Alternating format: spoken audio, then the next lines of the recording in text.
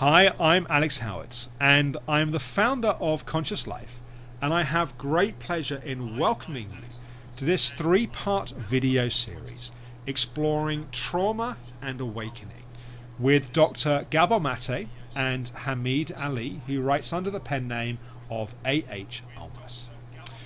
This project was first conceived in 2020 when I was producing our first Trauma Super Conference, where we interviewed over 100 of the world's leading experts on the subject of trauma. And when I was interviewing Gabor, I noticed that a number of times in the interview, he referenced Hamid's work. So at the end of the interview, when we stopped recording, I offered to put the two of them in touch. Having been a student myself of Hamid's work for, I think, around 15 years at that time, it was a great privilege to bring together who I think are two of the most important voices of our generation. And after a while, I had an idea. I was really excited about the potential to create a program bringing these two leading thinkers together to really explore how trauma and awakening are connected. To have Gabor as a leading expert on trauma and Hamid as a leading expert on awakening, but knowing that both of them have a deep interest in each of these areas. So what you'll experience over these three videos is, in this first video, me talking with Gabor around how trauma relates to spiritual inquiry and awakening. And then in the second video, I'll be talking with Hamid about what the potential is for spiritual awakening through working with trauma. And then in the third video, I'll talk with you a little bit about how you can go much deeper into this learning with an in-depth online program with Gabor and Hamid both teaching together. For those of you not familiar with Gabor's work, I'm just going to give you a little bit of his biography and background. Dr. Gabor Mate is a retired physician who, after 20 years of family practice and palliative care experience, worked for over a decade in Vancouver's downtown east side with patients challenged by drug addiction and mental illness. He's the best-selling author of 4 books published in 25 languages, including the award-winning In the Realms of Hungry Ghosts, Close Encounters with Addiction. Gabor is an internationally renowned speaker, highly sought after for his expertise on addiction, trauma, childhood development, and the relationship of stress and illness. For his groundbreaking medical work and writing, he has been awarded the Order of Canada, his country's highest civilian distinction, and the Civic Merit Award from his hometown of Vancouver. So here's my interview with Dr. Gabor Mate.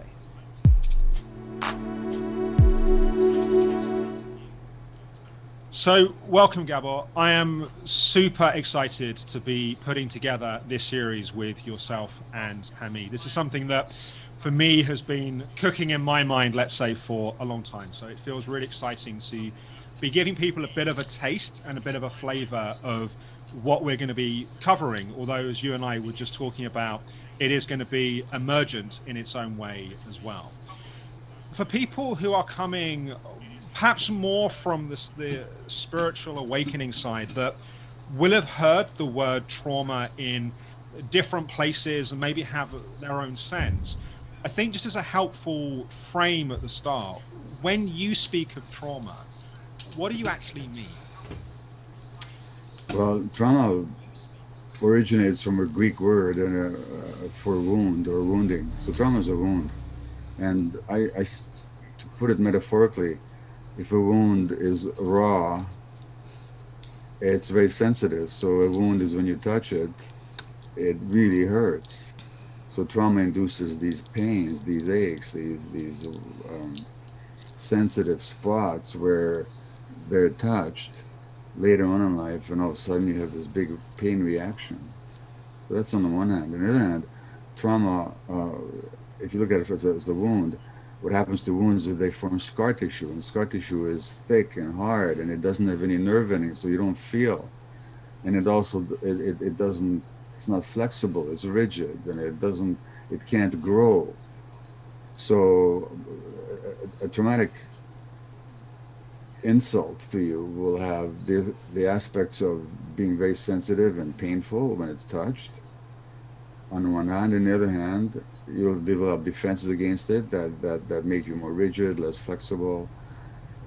You can't grow emotionally or spiritually, and it just is constriction. It's a constrictive thing. Now, that's on the metaphorical level. When people use the word trauma, they often think of terrible things happening, like a tsunami or a war or abuse or severe neglect and beatings and so on. Well, those are traumatic, but they're not a trauma. Trauma is what not does not it's not what happens to you.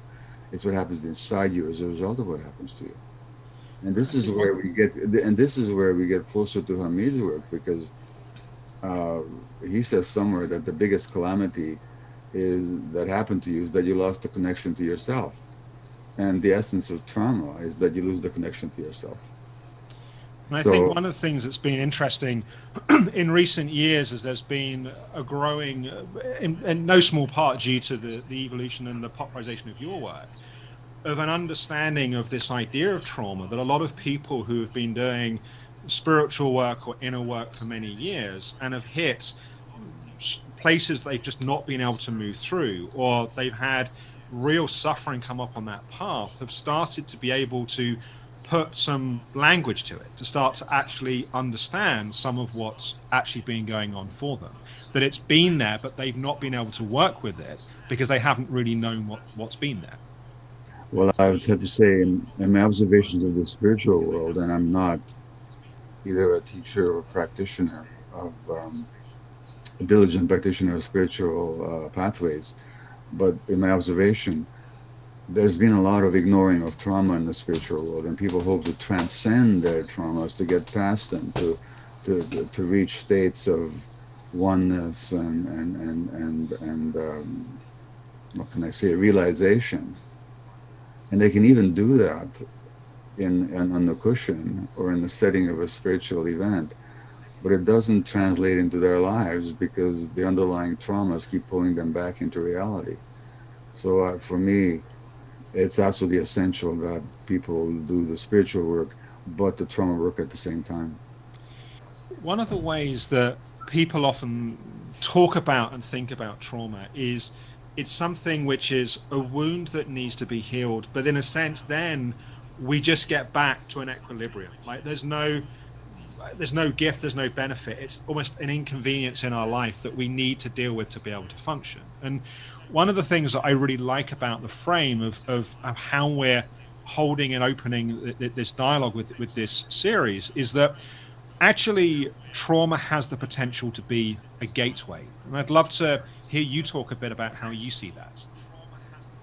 Well, I've talked to many people who've had severe trauma, and as a result of the severe trauma, they've had significant illness, both in the sense of what we call mental illness, like say addictions or depression, or in the sense of physical illness, and even terminal physical illness.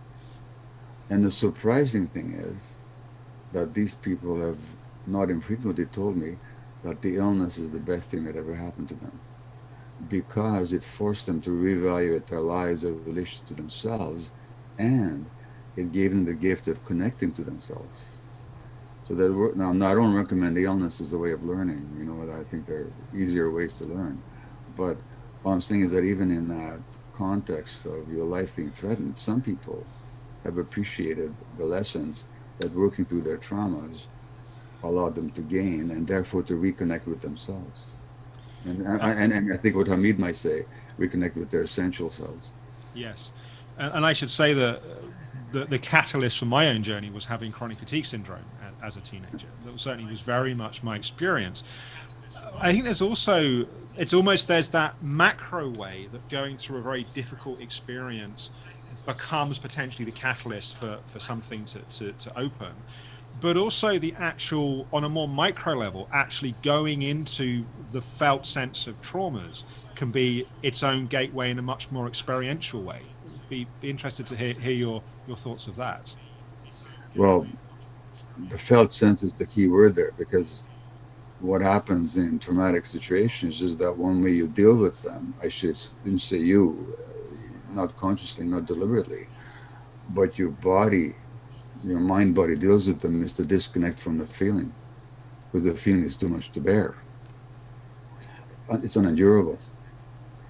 So when you allow yourself to feel, whether it's the anger or the tension or the pain, you're actually reconnecting, so that that felt sense in the body is a very important gateway towards gaining back yourself.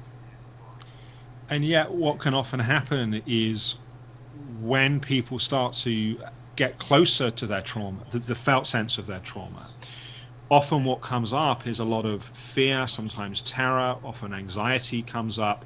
And so those defenses come back in. And so we can get caught in this push pull with that felt sense of our trauma. And as a result, we never really have the chance to move beyond to who we are, that's beyond that felt sense. Well, first of all, that fear needs to be respected, because that fear has got a wonderful reason for being there. Because when you first experience a trauma, which is usually in childhood, uh, you simply couldn't allow yourself to feel those things. You have to fear them, because to feel them would be far more dangerous. For example, if you felt rage towards your abuser, that would be very dangerous. You should be afraid of what you felt. That's a survival dynamic. Now, the question is, when we're doing the spiritual work or the trauma work, what is the context? Are you in a situation where it's safe to feel? It wasn't safe to feel originally, that's why you stopped feeling. But can we create situations for people where it's safe to feel? Then they'll allow themselves to have the experience again. And there's no there's no growth, there's no transformation without safety. And whether that's in the spiritual work context or the trauma work context, if people feel safe, they will eventually allow themselves to feel. And Hamid says it beautifully. He said, only when compassion is present will people allow themselves to face the truth. Well, often also part of what people have experienced is that it's safety in the environment they need, but it's also safety with their relationship with themselves, right? Because often there's a lot of shame and there's a lot of history around I'm not lovable in this place in myself, and so there's that inner rejection that people have of those places. Well, yes. And again, if one approaches that with what I call compassionate inquiry or compassionate curiosity, um, even that sense that I'm not lovable was your friend at some point.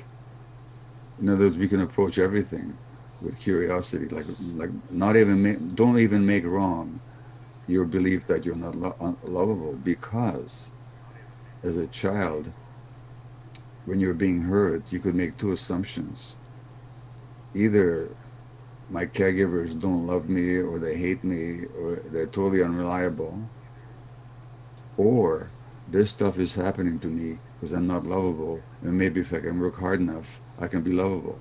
Now, which is the safer assumption? It's the second one. So that make friends even with that. But again, what it requires is the context, and so it's hard to do this on your own.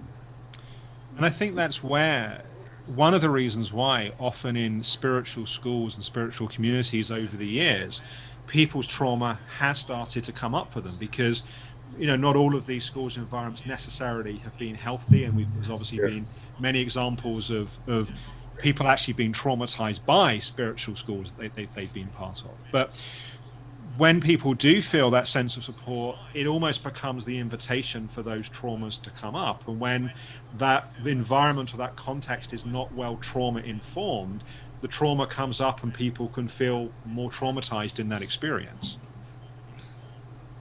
I don't know if they feel more traumatized, but they'll feel a lot of fear and bewilderment and confusion and pain. I don't want to, and here I want to say something with how we use the word trauma.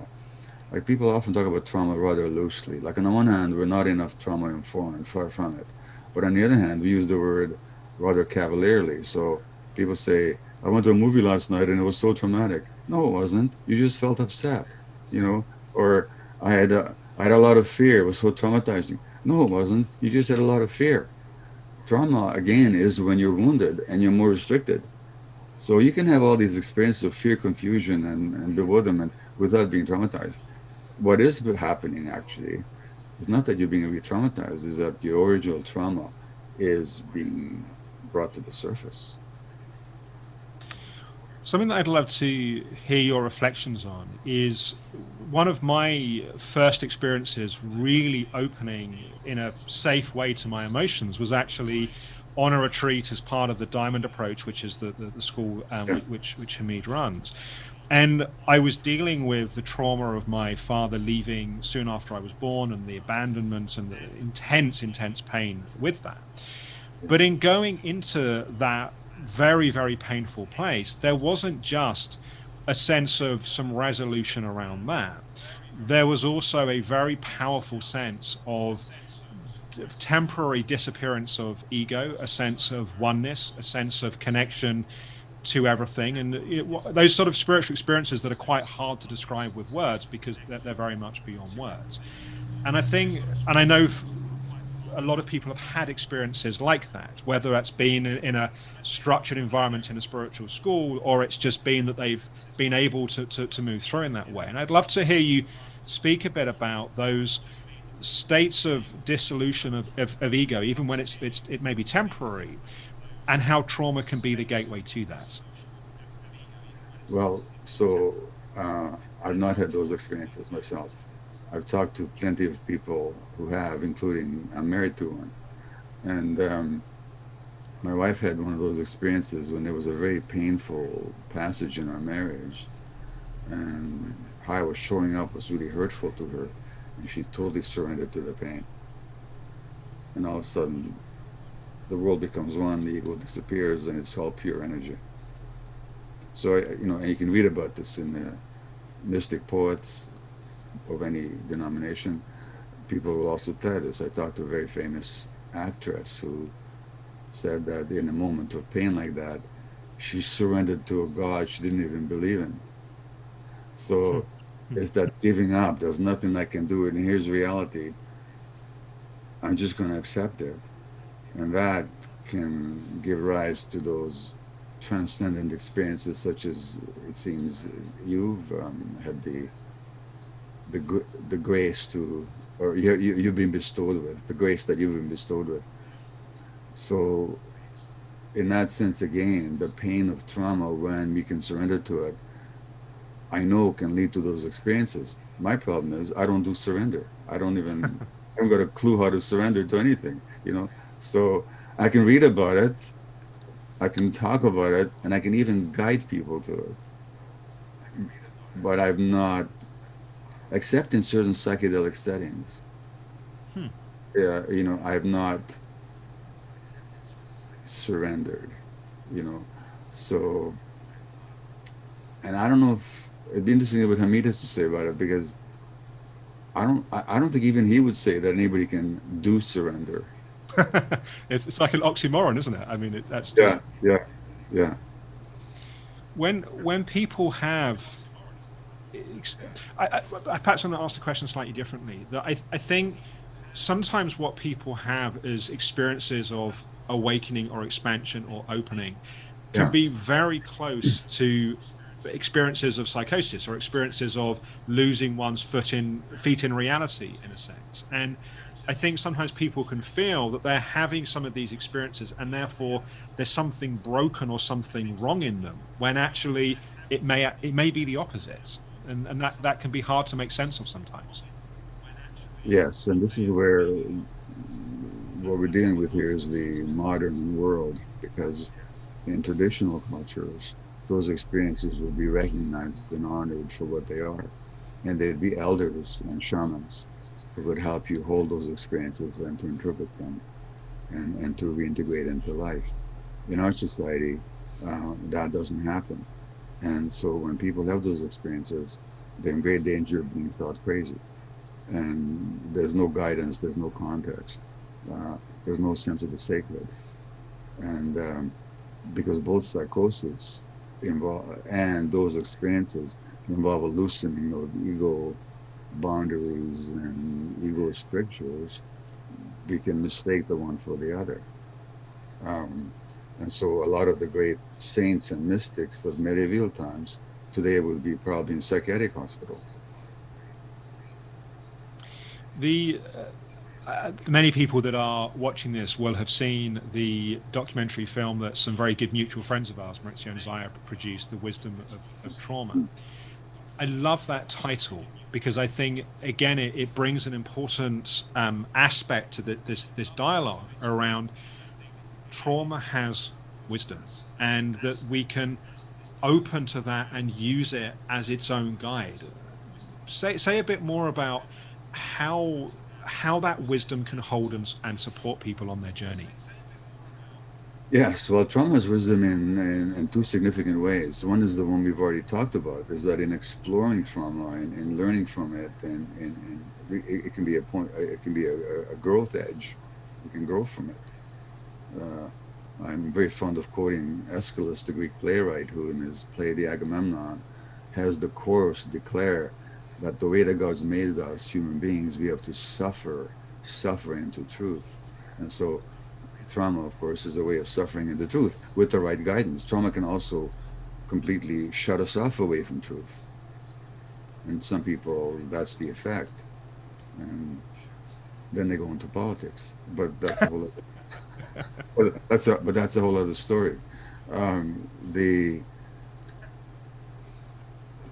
wisdom of trauma is that when we explore the trauma, and Hamid says this, that like the deficiencies can lead us back to our essence, and trauma work can do the same thing. Now that's the one kind of wisdom that trauma has. The other wisdom that trauma has is in the traumatic experience itself, because the trauma is the disconnection from the self, but there's a wisdom in that disconnection because it was unbearable to be connected when we weren't supported. So that even the traumatic response, like what we call post-traumatic stress disorder, that's a medicalization of a normal response to abnormal circumstances. There's a wisdom in it. When you've been shot at a lot, it's wise for you to be scared of loud noises. Now, of course, it's dysfunctional because you hear loud noises when you're not being shot at, and you're still responding as if you were. But there was a wisdom in it originally, wasn't there? So that there's a wisdom both in the working through the trauma, but also even in the traumatic response. There's a kind of an immediate wisdom, a protective aspect to it. When we were conceiving, part of how this program that we're putting together came about was when I interviewed you last year for the Trauma and Mind Body Super Conference, and I noticed that you referenced a few times Hamid's work in the interview. You and I had a chat afterwards, and I was very happy to put the two of you in contact. And it struck me in the interview that Hamid's work has influenced your elements of your thinking around trauma and the potential of trauma as a source of awakening. And I just be curious to hear from you how you see that body of work having shaped your work, particularly for people that have followed your work over the years that perhaps haven't heard of Hamid's work before. I'd be interested to hear how you see that influence. Well, anybody who's ever attended a workshop with me has the pleasure of watching me fumble with my cell phone to look for quotations of Hamid that I've dictated to myself. So a lot of his teachings have informed, and this is before I was aware of trauma work. Actually, just his understanding that of the personality as a kind of response to the loss of self, and that we're not the personality, and that the personality can guide us. Um, the features of the personality can guide us to where we lost connection with ourselves. And then his whole theory of essence and his theory of wholes are where we lose essential aspects of ourselves. We develop a whole, which we then try to fill up by compensatory mechanisms, and that's the personality. So that's really helped me understand human beings. Now, when it comes to trauma, and of course I read many of his books, and I've even made notes on his books, voluminous notes. And one of the reasons I did that is because I kept thinking, if I write it down, maybe I'll learn it. And the funny thing is, I'll read my notes, and I have a whole notebook filled with my cribbing from his books. I'll read the notes that here's how it works. I read the book, I underline them. I reread the underlining. I copy out the underlining. And then I read what I copied out 3 years later, and I say, why didn't you say that before? Well, of course, he did say it before, but it's my somewhat futile attempt to grasp through the mind that doesn't come through the mind. So for me, it's a constant challenge to come to terms with his work, but it's a challenge that I find invigorating and illuminating. And to tell you the truth, I keep forgetting it. At least on some level I do. My mind keeps forgetting it. That's why I read it again and say, no, this it's not, that's not unique to my relationship to Hamid. It's in general true with my relationship to spiritual teachings. But for me, he more than anyone else, in fact, far more than anyone else, has been able to show the congruities and differences. And he's actually melded in some ways, although he might dispute that, Eastern spiritual traditions and spiritual work in general, including the spiritual pathways that he's pioneered for himself and his followers, and on the one hand, and Western psychology on the other. There seems to be an attempt, I think, sometimes in more traditional psychological circles, let's say, to take the spiritual out of trauma work, in a sense, to want to medicalize it more, to have more research and things that maybe of the more unquantifiable, the more experiential, let's say, that they have less value. And yet, certainly my experience has been, you simply, by the very nature of opening to your lived experience, you have to ask these questions about who you are beyond the trauma. I wonder how you see the attempts to negate or to remove the spiritual from these, this work and these conversations. There's no attempt to remove it in medical work. It's just not recognized. Right. Okay. It's not that trying to remove something that they recognize, it's that they don't recognize it. Right. Number one. Number two, they even separate the mind from the body, let alone the spirit, the spiritual aspects of our being, but the mind from the body is separated. And so it's very interesting. When I researched, and when medical colleagues of mine, there are a number who have researched people, for example, who heal from terminal diseases. I mean, but they've been written off, but they're told they have 2 months, and here they are 20 years later, thriving. And there are such cases, documented cases, in all manner of illnesses, including malignancy, autoimmune disease, degenerative neurological disease, and so on. When you look at what's changed for these people, these so-called spontaneous remissions are not spontaneous at all. What's changed is there's been a profound shift in the individual's relationship to themselves. And almost always that includes the spiritual dimension. But even if it doesn't include a overtly identified spiritual dimension, it does include a dimension of people seeing themselves no longer as isolated as individuals, but as sort of a far greater whole, and as not even just as belonging to something, but being part of something, and that so that their sense of self expands beyond the little personality whose whose limitations and whose false compensations led them into illness in the first place. I think sometimes the challenge people have is even the word spiritual or spirituality or spiritual experience. There's so many connotations for people. They get caught in that. Yeah. Well, you know, for me, it's simply, and it's one of these words that, like God or even trauma, it all depends on who's saying it and what they mean by it. Like it's almost we all have our own language because the experiences are ineffable. They're hard to put into words. In other words, And they're hard to put into words. But for me, spirituality is, it might be a rather pedestrian definition, given my own lack of soaring into the spiritual realms. But it's a sense that there's more to it, to it. There's more to the big it, and there's more to us than simply our physical and psychological boundaries. And that now biochemically that makes perfect sense to me because at some point we were all dust. And here we are, dust with consciousness. yeah, Why do we think that we're separate from the dust that we came from in the first place? You know, but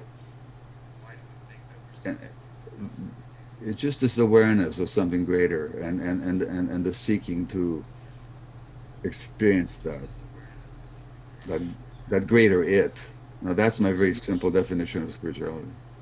and I think that those definitions become important because I think, as you say, people can get trapped in their idea of religious versions of God or their own, perhaps even troubled past, let's say, with that. And actually, there's something actually very simple and very experiential about actually what we're talking about here, which is beyond really those ideas and those histories.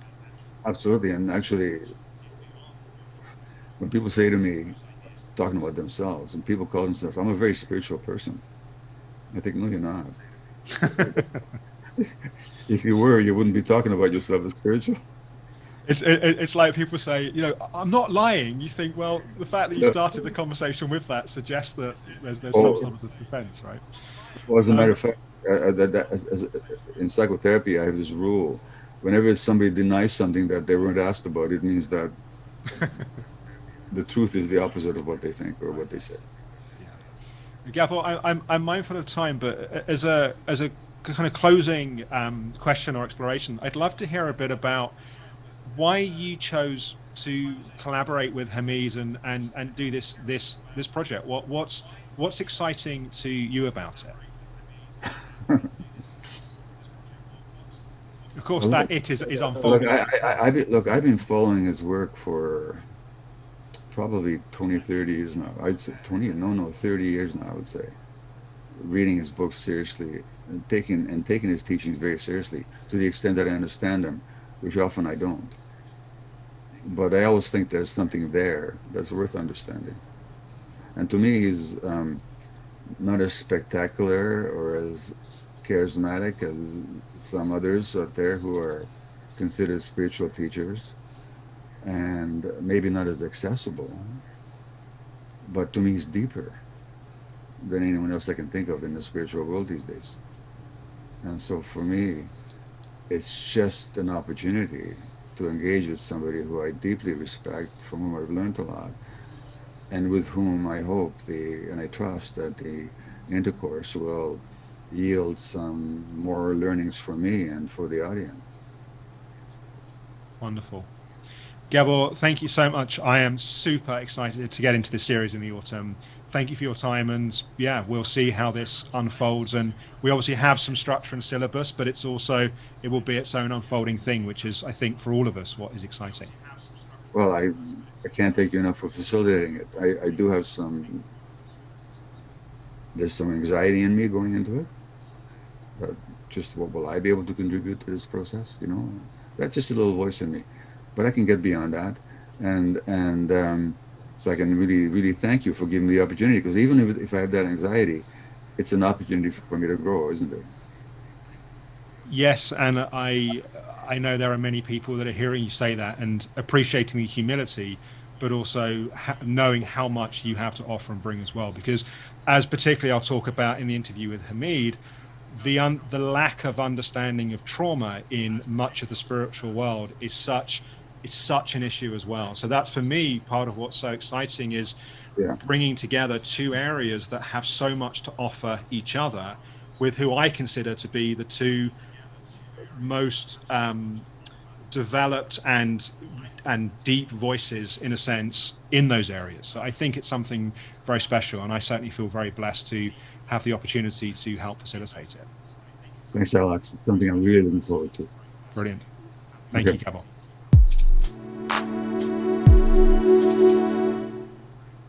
I hope you found that interview helpful. Part of what I love about Gabor is his depth of humility, despite his enormous capacity and ability to make complex ideas simple and accessible.